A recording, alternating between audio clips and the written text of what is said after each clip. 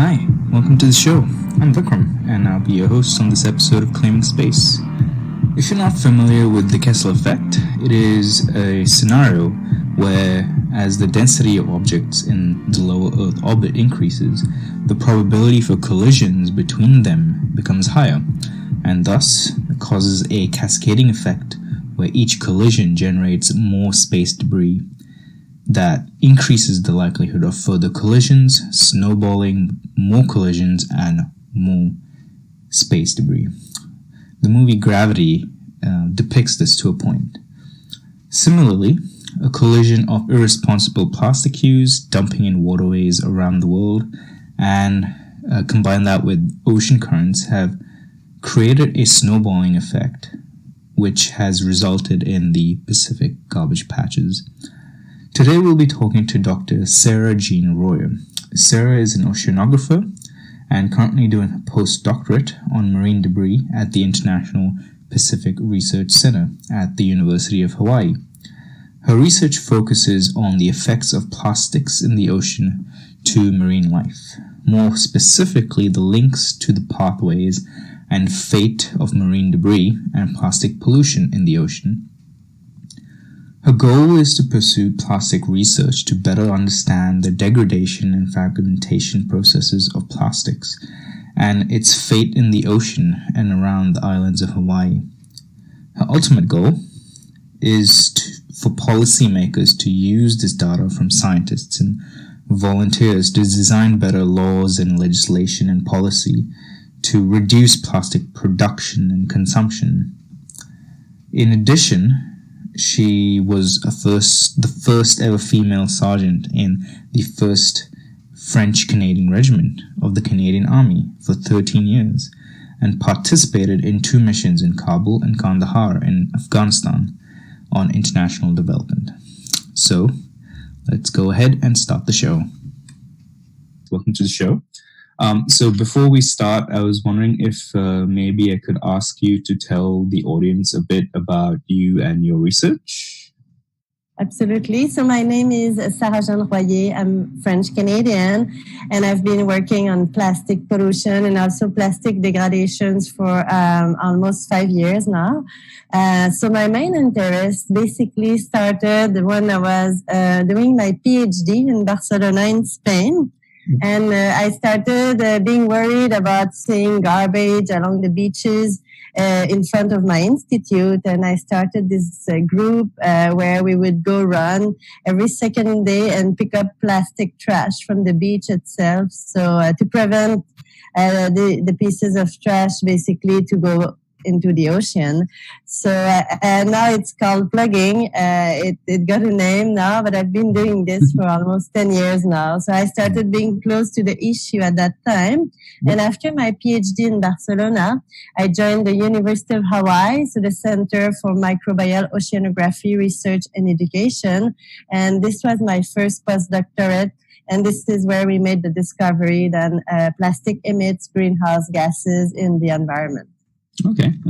So I guess the theme of the episode is related to ocean plastics. What are the current challenges associated with clearing up plastics in the ocean, especially related to the Pacific garbage patch, and how are you involved with it? So having lived in Hawaii for almost 4 years, I can see very clearly that most of the trash on the Hawaiian island, they come from outside of the island. So these are not pieces of trash that's been discarded mostly by locals, but it comes maybe about 95% of the marine debris we find are from the ocean. So in Hawaii, this is very clear, and to show this to people and to local people on the islands itself is pretty easy. So they understand that the trash is not coming from them, but travels the ocean.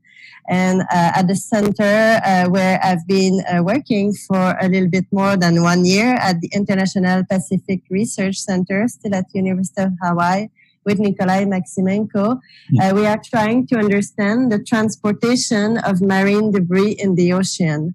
In Hawaii, in the way we are geographically positioned in the middle of the Pacific, most of the marine debris will come from Asia. And this is because of the currents. So it basically leaves the Asian coast and then travels in the Pacific. Eventually, some of the debris might get trapped in the North Pacific garbage patch.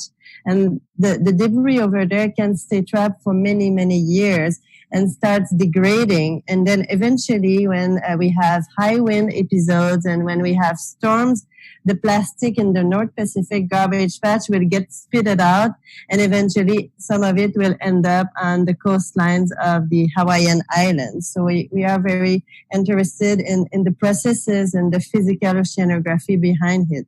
But now, if we look at it from a point of view, then it's out there, it's in the environment, what to do with it. So the only way we can help is by removing it. But this is a huge challenge because when you go out there in the North Pacific garbage patch, you don't necessarily see an island of trash. It's more like a soup, and a very diluted soup. And with the waves, we don't really see the debris itself unless we are very close to it. So this is why it's such a big challenge to clean the Pacific garbage patches. It's just because it's a huge soup, and then you have wildlife mixed to it. So it's a big challenge. And I guess the ocean cleanup, that's their project. That's what they are trying to sort, and that's what they are trying to do, to remove the trash from there. It's much harder than removing it from the beaches itself. So I guess this is a big challenge. Then when we talk about removing the plastic from beaches, then it's much easier. We can just organize beach cleanups, and we can have people coming, hundreds or thousands of people that will come on one day and will just clean the coastline itself. But again, we need funding. So this is another issue. And NGOs are the ones that are taking care of doing this. So we don't have, like, for example, at Sustainable Coastlines Hawaii, the biggest beach cleanup organization in Hawaii, we don't have enough funding to run beach cleanups every week. So we do once in a while, once every 3-4 months, we'll do a big beach cleanup. But then if we would have enough money, we will make it happen more often and just remove more plastic from the coastline so it doesn't go back to the ocean. Yeah. So you're saying how it's harder to clean up the plastics that are already in the ocean versus on the beach. So what is sort of happening right now with cleaning the plastics in the oceans? Yeah, there are many projects that are currently going on in relation to cleaning up the ocean. Of course, it's a huge challenge and it costs a lot of money.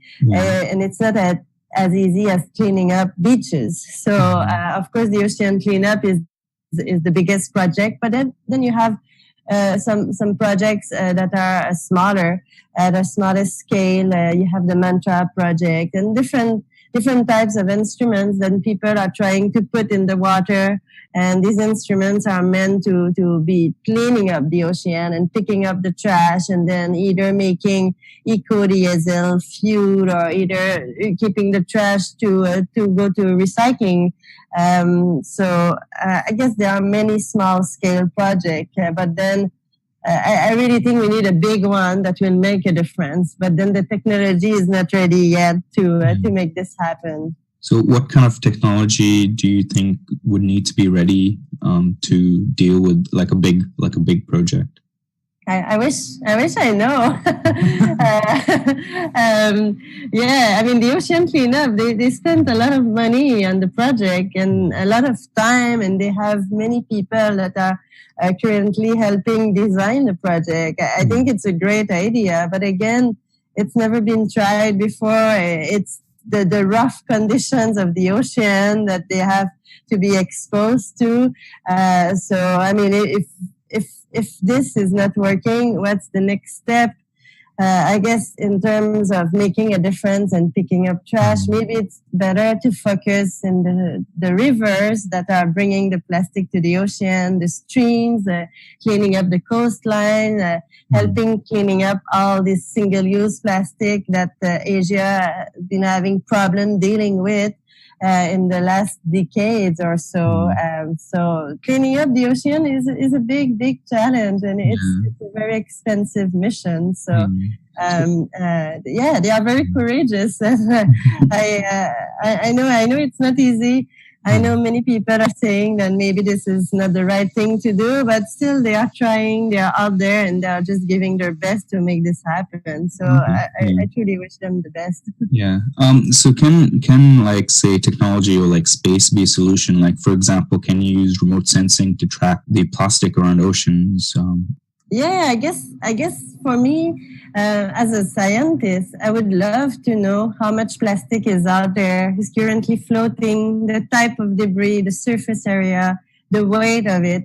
This will be really useful for science to know that. And I guess remote sensing is the solution to it. We are not quite ready yet. Many projects are looking at this and how to develop the right technology to read the plastic from space. But it's also not ready. I guess once we have these numbers, then we know where to put the efforts. We know where most of the plastic is. But I mean, we kind of know that we have 5 gyres in the world, and then plastic will stay trapped in these gyres and will circulate and for many years. But I think the technology to remove the plastic is also not there yet. So these are two things. You can look at it from a science point of view, where we need numbers, and then with these numbers may help focusing the effort at the right place and in the right biogeographical regions in the ocean. And we also need the right technology to remove it afterwards. So there are two things that should work in parallel. Yeah. So do you, as someone who works on this, do you see the process of clearing up plastics in the ocean as something that would eventually reduce and we reach, say, a point of diminishing returns? Or would it be a long-term solution where you're constantly maintaining it?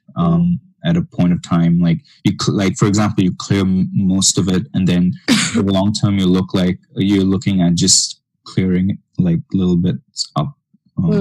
So when I look at the plastic pollution issue, I like to think of it in two phases, so two-way approaches. So we have to deal with the plastic from the past, and we have to deal with the plastic that is predicted to be produced in the future. So for the plastic from the past, we've been producing plastic since the 50s, and a lot of it has been discarded in the environment. And the only way to help nature is basically by removing this plastic from the environment itself. So these projects like the beach cleanups and the ocean cleanup and river and stream cleanups, they are there to remove the plastic from the environment. But this should not be a solution for the plastic to be produced in the future. Because we have estimated that in the next 31 years, there will be about 2 times more plastic discarded in the environment than what we currently have right now. So we simply need to solve this and to prevent this huge amount of plastic to be produced and discarded in the environment. We need to stop this, and we need to stop it from the source. So we just need to turn off the tap, stop producing plastic at this very high rate, and then find a better material to replace plastic, which is also a big challenge. But I mean, humans, we've had so many challenges, and we have such a high level of technology at the moment.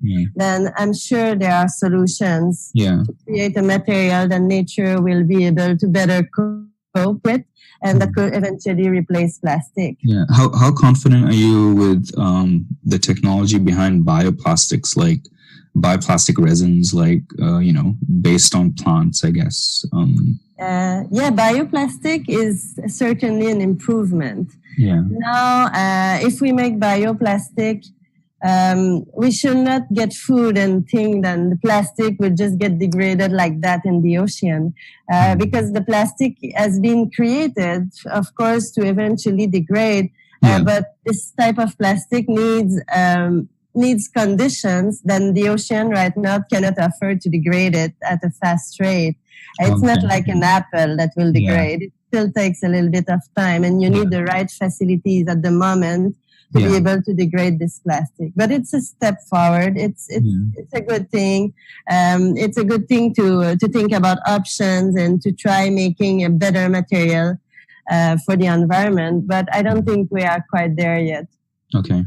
And from your perspective as a researcher where you study plastic chemistry, what can, say, a way to prevent, what can I do with my time and money to improve the current situation of plastics in the oceans? So I think something very easy that everybody can do on a daily basis is stop using single-use plastic. Yeah.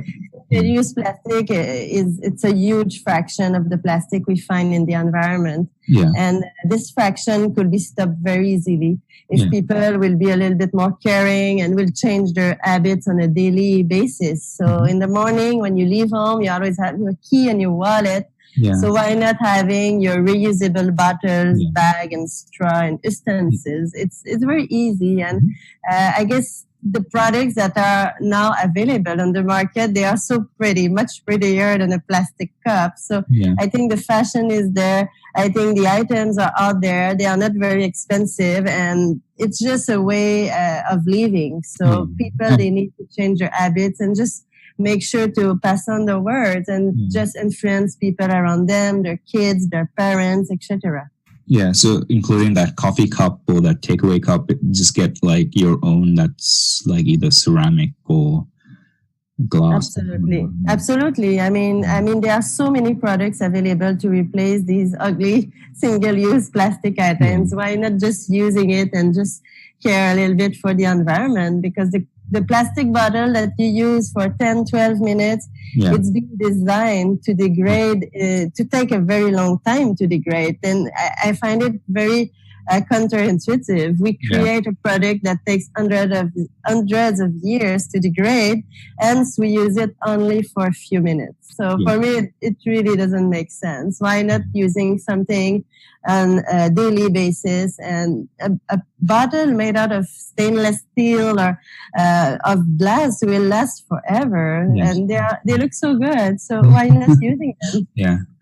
Okay, cool. So before we conclude, if listeners want to reach out to you, where can they find you on the internet? So right now, I'm currently doing a post-doctorate on microfibers at UCSD, University of California, San Diego. I'm at Scripps Institute of Oceanography. So my email is SROYER@ucsd.edu. And I also have a website, which is SarahJeanneRoyer.com, SarahJeanneRoyer.com. Yep. Okay, cool. Thanks, Sarah, for joining us. It was really educational and also an eye-opener to what you've told us, and hope you can come back in the future. Yeah, absolutely. I mean, whenever you want, I'll be happy to help. That was Dr. Sarah-Jeanne Royer from the International Pacific Research Center at the University of Hawaii. If you'd like to get in touch with her, we'll be putting up her details on our blog under this episode. Like us on Facebook, LinkedIn, Twitter. Visit our website to subscribe to our newsletter. And finally, thank you for taking the time to tune in today. See you next time. Thank you all for tuning into Claiming Space. If you're new to the show, then I suggest starting out at our launch episode, which is a couple of minutes long, and the first episode on identity. If you want to find out more, we're on Facebook, Twitter, and at www.claiming.space. That's CLAYMING.space. Don't forget to share the episode with your friends, rate and review us on iTunes. It really helps people find the show and grow the audience. Until next time, bye.